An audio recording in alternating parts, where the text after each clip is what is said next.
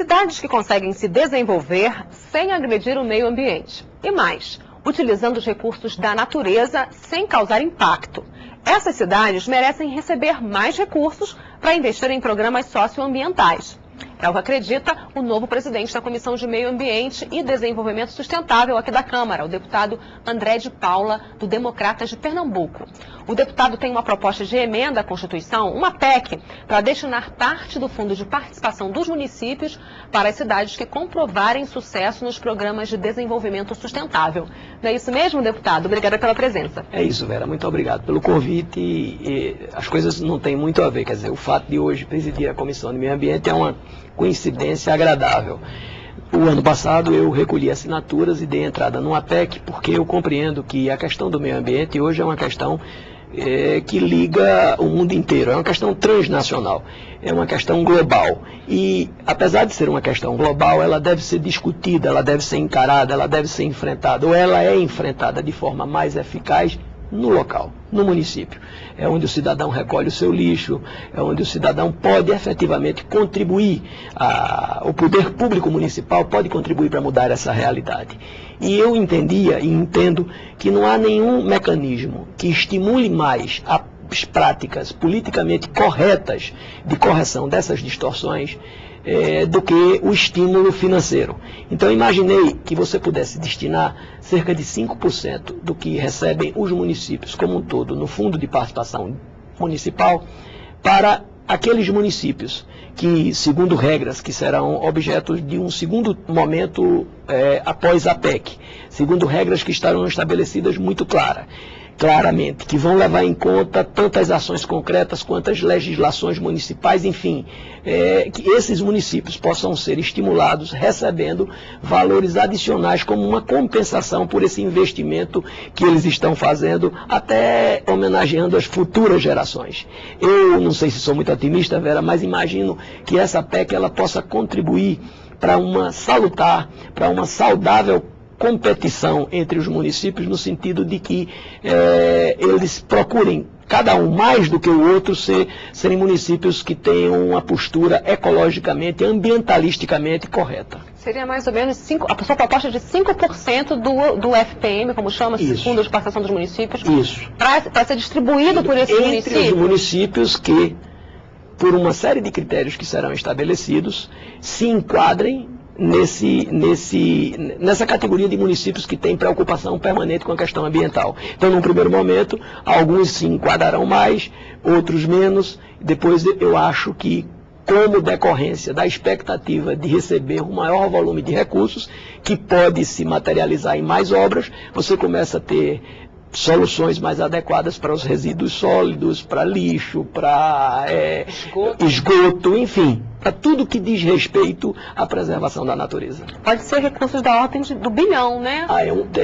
Calcula-se algo em torno de 1 bilhão e 200, 1 bilhão e 400. Agora, o senhor acredita que essa discussão toda sobre desenvolvimento sustentável está amadurecendo no país, deputado? Muito. Eu sinceramente acho que não está amadurecendo apenas no país, está amadurecendo no mundo inteiro.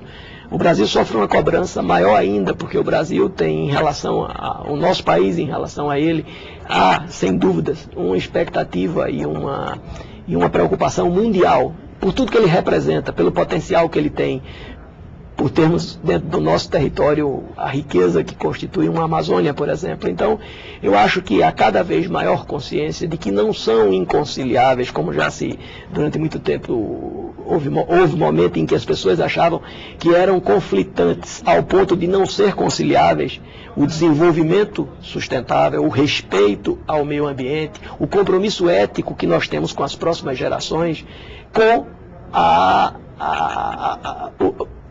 o respeito ético, com a questão econômica, com a questão ambiental. Eu penso diferente. Eu acho que o mundo todo avança no sentido de conciliar essas duas vertentes. É possível conciliar. Isso depende de consciência, de bom senso e de amplo entendimento. Eu diria que as ONGs avançaram no seu grau de organização, na sua presença, por exemplo, aqui no Congresso Nacional, e os setores empresariais, no campo, os setores produtores, os ditos setores ruralistas, pecuaristas, também têm hoje um grau de amadurecimento, um grau de responsabilidade, um grau de envolvimento com essa questão muito maior.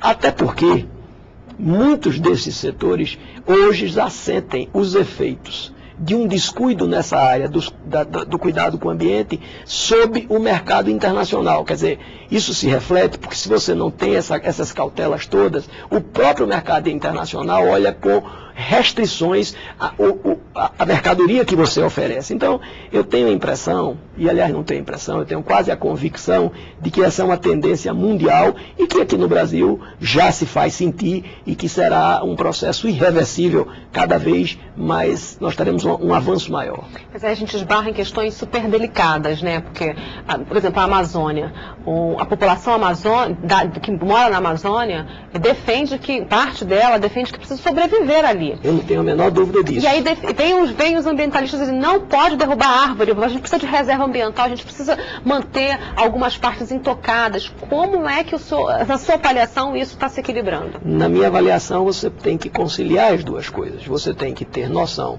de que a preservação é fundamental, mas você também tem que entender que as pessoas que moram na Amazônia, que tiram o seu sustento econômico de lá, precisam fazer isso, precisam continuar sobrevivendo, não podem deixar de ter essas condições. Então, o que é que nós hoje percebemos? É que se começa a construir um conjunto de alternativas que possam viabilizar esse desenvolvimento de forma sustentável, sem agredir o meio ambiente, sem inviabilizar esse pulmão que representa a Amazônia, o ecossistema.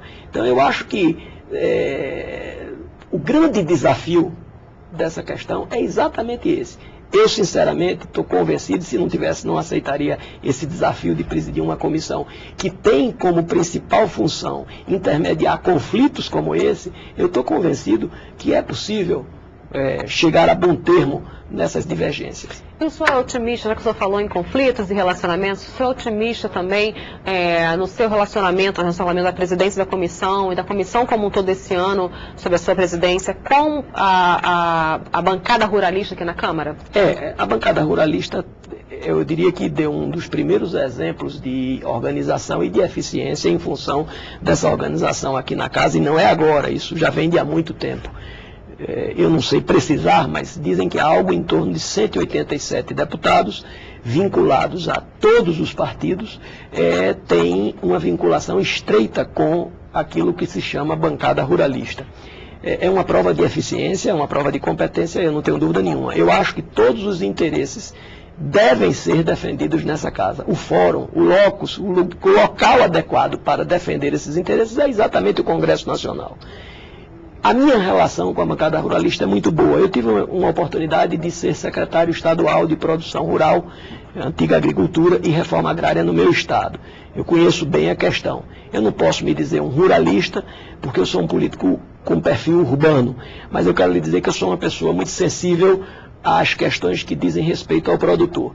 E eu vejo com muito otimismo que pela primeira vez nós vamos ter aqui na casa duas comissões que costumam ter conflitos de interesse, que são as comissões de agricultura e de meio ambiente e desenvolvimento sustentável, presididas por dois parlamentares do mesmo partido. Tanto o deputado Onyx Lorenzoni, que preside a Comissão de Agricultura, quanto eu, somos do Democratas.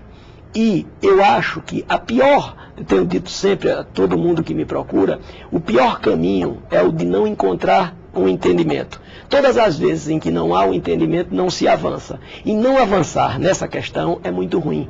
Então eu vou me valer dessa parceria que eu posso estabelecer, até por conta da questão partidária, com o deputado Onyx Lorenzoni, para que nós possamos fazer um esforço no sentido de conciliar matérias que têm um tipo de tratamento na Comissão de Meio Ambiente e que muitas vezes são desvirtuadas na de agricultura e vice-versa.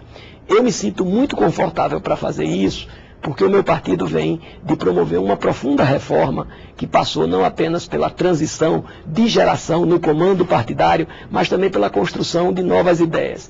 E uma das ideias centrais hoje do nosso partido, uma das bandeiras mais importantes, é a questão ambiental. Tanto assim que a nossa legenda adotou a árvore como símbolo que representa os democratas. Então, eu tenho a impressão que nós vamos poder fazer um bom trabalho esse ano e vamos fazer isso com um grau de sintonia bem maior com a Comissão de Agricultura. Bom, deputado, muito obrigada, então, pela entrevista aqui ao Palavra Aberta. Eu que lhe agradeço, Vera, pela oportunidade. Obrigada, deputado, e obrigada a você aí de casa. Até o próximo programa. Tchau.